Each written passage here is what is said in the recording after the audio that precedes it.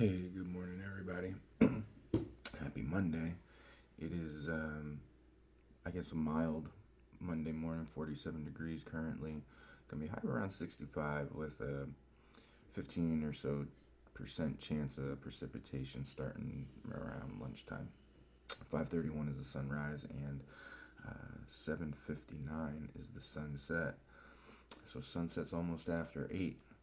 Um, and that's when summer starts creeping in. When it's daytime outside till 8:30, and it's when nights become really warm, and the humidity gets up, bugs start coming out. Um, yeah, it's on the horizon, you guys. It's on the horizon. So um, this next little study, I think we're going to do another topical one. Actually, I know we're going to do another topical one, and we're going to look at double-mindedness. We're going to look at double-mindedness, and it's the opposite of steadfastness, right? So you got steadfastness, and the opposite as inconsistency and double-mindedness. Some subtopics include like backsliding, um, inconsistencies, wandering or wanderers. Those are also words that um, and actions and hearts that fall into this double-minded or inconsistent state. So, steadfastness, double-mindedness, and we're gonna start with James. It's a James chapter 1, um, and it's definitely a very um, known sentiment that that we use from James. So James chapter 1, and um, I guess let's start in verse 5. James chapter 1 verse 5. If any of you lack wisdom, let him ask of God, that giveth to all men liberally, and upbraideth not, and it shall be given him. So when you lack wisdom, and you need something, you need um, that from God or from somewhere. Well, where do you go? You go to God, right? You go to God, and He'll give that wisdom. He gives that wisdom to all men, right, who come to Him. First, you got to ask, and He'll give it liberally, more than we think, right? More than we think. He's not conservative with it. He's gonna give it out liberally. Um, and upbraideth not. He's not gonna chasten you for asking, right? He's not gonna chasten you for asking. Go to Him, and guess what? It shall be given. But look at verse 6 now. Let him ask in faith. All right. So when we go to God, we gotta go to God in faith. Now we're gonna look at some examples of going to God for wisdom, right? And or not going to God for wisdom as we dig into this study a little bit. Um, but let him ask in faith, nothing wavering, no back and forth, a singular vision, a singular mindset, a singular faith, right? A singular um, knowing where to find the answer. It was with God, right? Nothing wavering, for he that wavereth is like a wave of the sea, driven with the wind and tossed. He that wavereth, so if you go to God and your faith is wavering, it says, this in the description, um, for he that wavereth is like a wave of the sea, driven with the wind and tossed.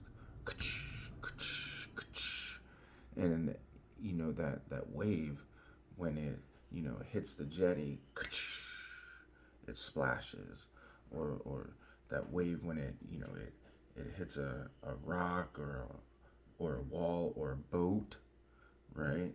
It hits, and there's a violence to it. The water is displaced, and it'll leave a mist, and Um, it's really it's actually, if you're on the jetty. I grew up in New Jersey. If you're on the jetty and you're watching the waters hit, on a windy day, it's powerful and magnificent, and just it's a sight. It's a sight, and it should make you marvel at the power of God, right? Marvel at the power of God. Um, so the the one that wavers, right, is like a wave of the sea driven with the wind and tossed. It says, verse 7 now, for let not that man think that he shall receive anything of the Lord. So he who goes to God wavering, right, not in full faith, not faithfully, but wavering, don't you might as well not even bother asking, is what it's saying here. Um, don't let you think that he shall receive anything of the Lord. You're not going to get it. The wisdom you're looking for, he's not going to deliver it to you. You will never know. Why? Because you don't have faith in what he's going to answer, in that he's going to answer. And therefore, he's not. He's not going to cast his pearls before swine, right? And then verse 8, a double-minded man is unstable in all his ways. A double-minded man is unstable in all his ways. Again, does anybody know anybody like that who's double-minded and just can't get anything going, no momentum, no direction, goes back and forth? What's their life like? What's their life like? It's usually filled with turmoil, y'all. Filled with turmoil.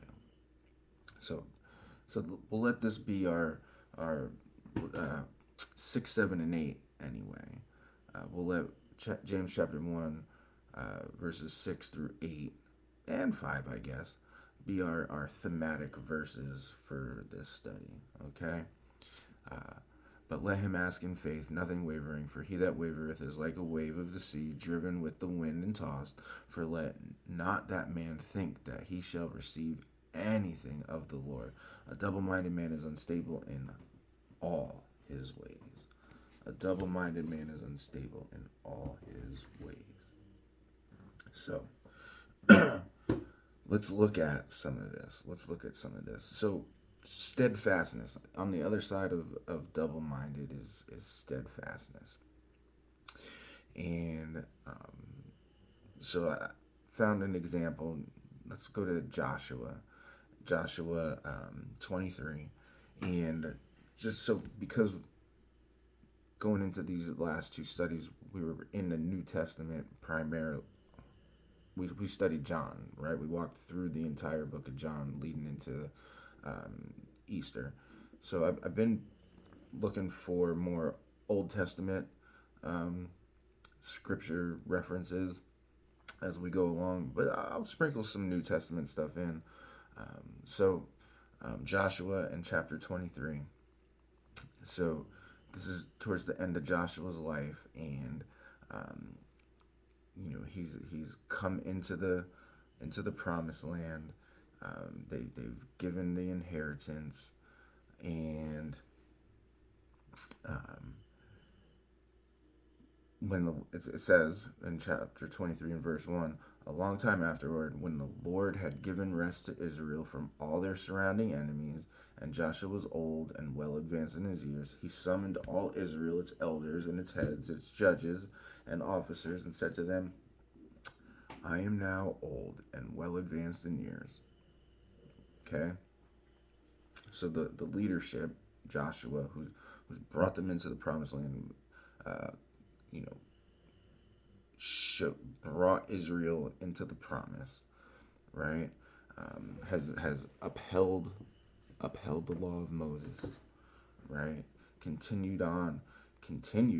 after Moses, Talk about some big shoes to fill, right? He had, he had to take over for Moses. I wonder how many people doubted him in the beginning, like because he's not Moses. You know, churches, churches. I've seen um, sometimes struggle, sometimes struggle when a new pastor needs to come in, and he keeps getting compared to the last guy, right, to the previous pastor. It becomes difficult. It becomes difficult, right? And um, but Joshua is God's man, right? God appointed him, and he held up Moses' arms. He was there with Moses the entire time. He learned from Moses. Okay, so he transitioned in, and he brought them to the promised land, right? He brought them in. Um, Verse 3. And you have seen all that the Lord your God has done to all these nations for your sake.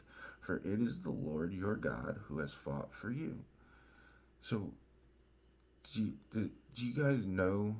Do you, can you compartmentalize all the victories in your life that the Lord has done for you? It's hard for me to even, think of. I know the big ones, right? The redemption from the strongholds and the big ones. But what about the little victories, right? The little victories in daily life, right? Like just getting up in the morning, the provision of our needs being met, right? He just the blessings are so many, and I mean just the the colors and the things he gives us to brighten our like that. It's just so much, right? So much. All the big and the little victories, right, belong to God. Because he fights for you. It says because God who has fought for you, right? God, for it is the Lord your God who has fought for you. And you know, on the spiritual warfare side, if it was not for him fighting for us, right, and his armies, and um, we'd be overrun, we'd be overtaken, because our hearts want to be evil. They've been evil since we were young. Genesis 8:21. Behold, I have allotted to you as an inheritance for your tribes those nations that remain, along with the nations that I have already cut off from the Jordan to the great sea in the west. So there's more battles to come, right? There's more battles to come. The nations that remain. And if we're faithful to God, he subdues them for us. The Lord your God will push them back before you and drive them out of your sight, and you shall possess their land just as the Lord your God has promised you. We will have victory, right? Therefore, be very strong to keep and to do all that is written in the book of the law of Moses, turning aside from it neither to the right hand nor to the left. So for that victory, right, be very strong to keep and do all that is written in the book of the law. Now, I understand we're in the New Testament age, we're in the church age, and be faithful, right? Be faithful to the word, to what we know about God, from God, by God, as a disciple of God, right? Cling to it. Just cling to it, right? And don't waver. Don't don't turn aside, neither to the right hand nor to the left.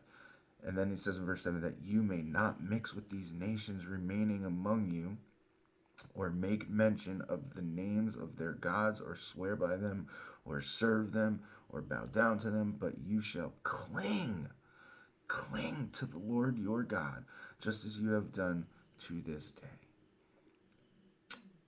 Right now, every pastor should be um,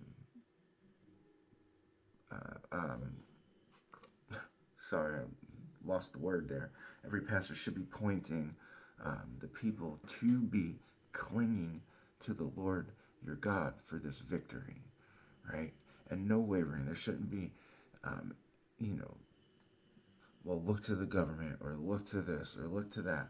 It should just be look to your God, look to the Word, right? Look to the Word, because faith come by hearing, hearing by the Word, and be faithful to Him, not wavering to the right hand or to the left hand, but clinging to Him for what?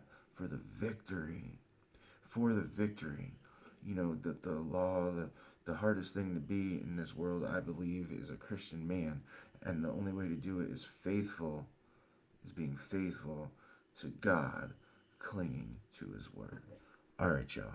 Be steadfast today.